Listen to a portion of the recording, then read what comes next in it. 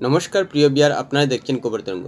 5 August থেকে 16 ফেব্রুয়ারি পর্যন্ত বাংলাদেশে 2374টি হিংসাত্মক ঘটনা ঘটেছে। সেই ঘটনার কথা মনে করিয়ে দিয়ে ভারতের বিদেশ মন্ত্রকের মুখপাত্র রণধীর জয়সওয়াল বলেছেন যে সংখ্যালঘু অত্যাচারের অভিযোগের ক্ষেত্রে কোনো ভেদাভেদ না করে প্রতিটি ঘটনায় তদন্ত করুক বাংলাদেশ প্রশাসন। অর্থাৎ আবার ভারতের তরফ থেকে বাংলাদেশের অন্তর্বর্তী সরকারকে লজ্জা দেওয়া হলো যে বাংলাদেশে যেভাবে নির্যাতনের ঘটনা ঘটছে তাকে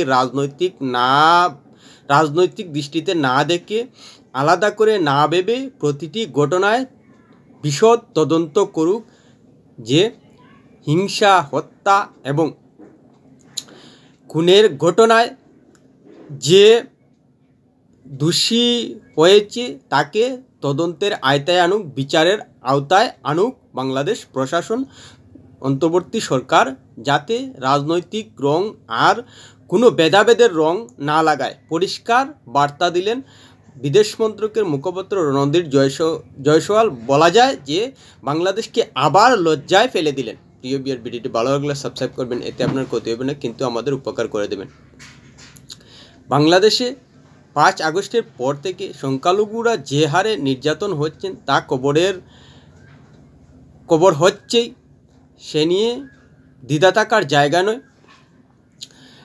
আর এ নিয়ে বাংলাদেশের অন্তর্বর্তী সরকার সেই লজ্জা ডাকতে গিয়ে বলছে নাকি ভারতীয় মিডিয়া প্রপাগান্ডা করছে, কিন্তু তারা নিজেরা সেসব যে তদন্ত করছে না এবং সেসব যে বিচারের আওতায় আনছে না, তাই আবার ভারতের তরফ থেকে স্মরণ করিয়ে দেওয়া হলো। রীতিমতো বলা যায় ভারতের তরফ থেকে বাংলাদেশকে আবার লজ্জায় ফেলে দেওয়া হলো। কারণ বাংলাদেশ যদি এসব ঘটনায় এবং সংখ্যালঘুদের অত্যাচারের ঘটনায় সঠিক তদন্ত করত এবং বিচারের আওতায় আনত, প্রতিটি ঘটনার বিশদ তদন্ত করে, তাহলে ভারতের সেই জায়গাটাই থাকতো না বাংলাদেশকে সতর্ক করার ক্ষেত্রে, বাংলাদেশকে স্মরণ করিয়ে দেওয়ার ক্ষেত্রে এবং বাংলাদেশের অত্যাচারের ঘটনা, হিংসাত্মক ঘটনা এবং হামলার ঘটনায় ভারতকে বাংলাদেশের প্রশাসনের ডিলেমি নিয়ে প্রশ্ন করতে।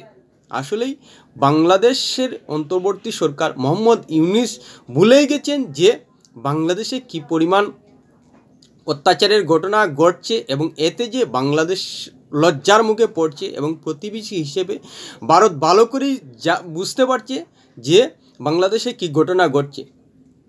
সেই সঙ্গে এও বলেছেন রণধীর জয়সওয়াল যে ভারত সবসময় প্রগতিশীল, শান্তিপূর্ণ এবং স্থিতিশীল বাংলাদেশ চায়।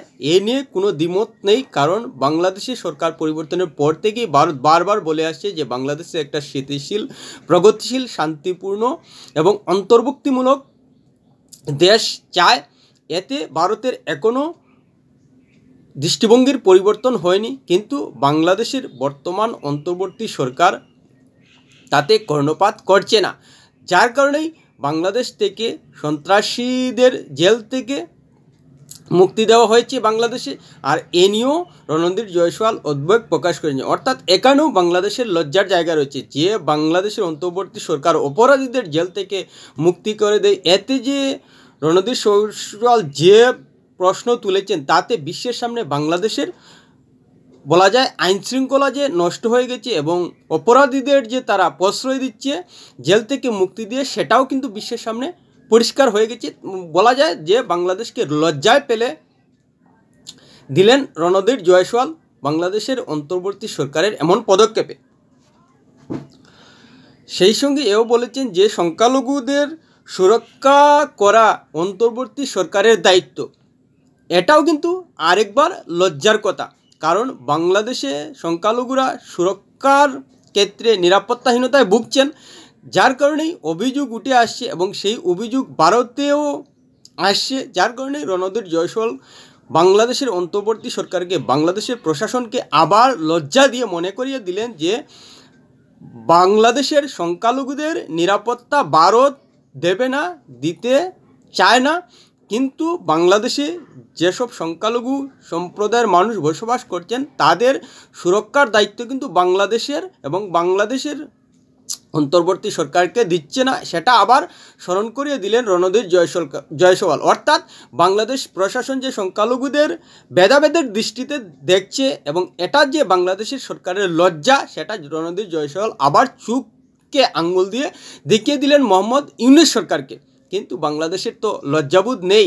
এভাবে বারবার ভারতের তরফ থেকে বাংলাদেশের মানুষের মধ্যে যে সুরক্ষার অভাব রয়েছে তা নিয়ে যে ভারত উদ্বেগ প্রকাশ করছে, তাতে বাংলাদেশের অন্তর্বর্তী সরকারের লজ্জাবোধ হারিয়ে গেছে। তারা বাংলাদেশে যে রাজনৈতিক দৃষ্টিভঙ্গিতে এবং ধর্মীয় দৃষ্টিকোণ থেকে মানুষের মধ্যে ভেদাভেদ সৃষ্টি করে রেখেছে, যার কারণেই বাংলাদেশের এক অংশের মানুষ নিরাপত্তাহীনতায় ভোগ করছেন, যার কারণে ভারতকে বাংলাদেশের অন্তর্বর্তী সরকারকে স্মরণ করিয়ে দিতে হচ্ছে বাংলাদেশের অরাজক পরিস্থিতির কারণে। সেই সঙ্গে রণধীর জয়সওয়াল জাতীয় নাগরিক পার্টি নামে এক রাজনৈতিক দল প্রতিষ্ঠিত হওয়ার পর স্মরণ করিয়ে দিলেন যে ভারত চায় বাংলাদেশে একটা সুষ্ঠু সমাধান হোক এবং সেই সমাধান হতে পারে গণতান্ত্রিক প্রক্রিয়ায় এবং নির্বাচনের মাধ্যমে। এটাই একমাত্র পথ বাংলাদেশকে সুষ্ঠু পরিবেশে ফিরিয়ে আনতে।